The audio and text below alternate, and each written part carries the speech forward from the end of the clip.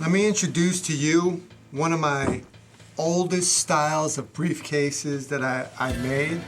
This is called the Habber, but I've made this style in a, I don't want to say a cruder version, but a not as much as matured version as this.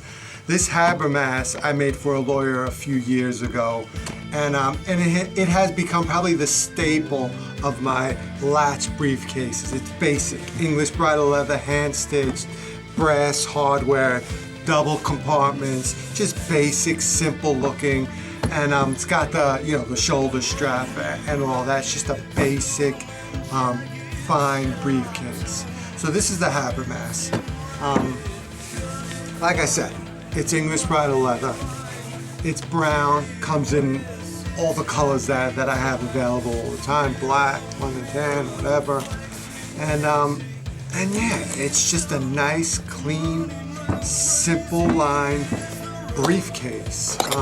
It's got my Marcellino Latch that has become somewhat popular. I'm starting to see a lot of other makers use this latch, which no one has ever used before. I was the first one to put it on a briefcase or on a bag for that matter.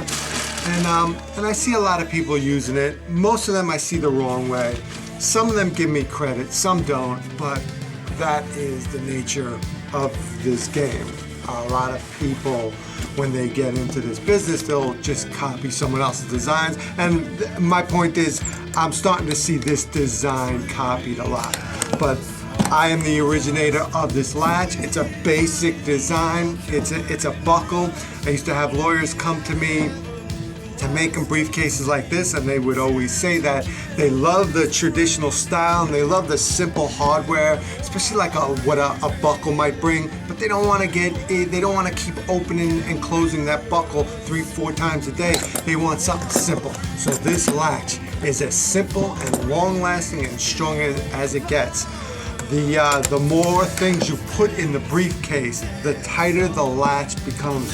Where as the briefcase becomes heavy and it's pulling that way and the handle's pulling upwards, this latch just tightens and it doesn't move. I include this loop in case some people like to, I don't know, they like to have a briefcase that's empty. You know, I don't get too many people with carrying empty briefcases or light briefcases. If it is empty or light, you might get a rattle sometimes. Sometimes, depends. This is a brand new briefcase, but when it softens up, it might start to rattle. This might start to shake, and if it rattles enough, it might come off like that. So I include the loop on it, and it just loops down. You can see other videos that I have specifically showing how to use that loop.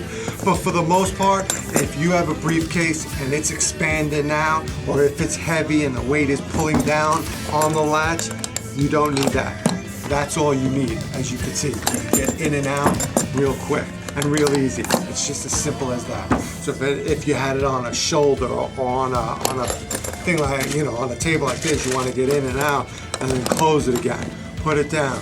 You want to open it up real quick, get inside your bag. You just want to, I know there are lawyers that do that multiple times a day. They're in and out of that briefcase. If it's hanging from you, it's really easy to use one hand in and then out. There's really nothing like this that says, there are simple locking mechanisms, but if you want simple and durable, this is it. You would either go with a buckle or something like this. It's basic. There's really not many parts that can break other than the axle that it pivots on right here. And then I stitch it right into the bag. So again, I like I said, I've been using that latch for a long time. I've never had any issues with the latch itself. It's just there's nothing that could break on it. So this is my Habber briefcase. You can check out more information online, or you can send me an email. But it's just your basic briefcase that will last a long time. So let me show you the inside real quick. It's basic. I have it stuck with some paper. Just this model right here is just 2 compartments. No pockets, no nothing, no lining. It's got the natural bridle lining. And yeah, it's simple. That's it.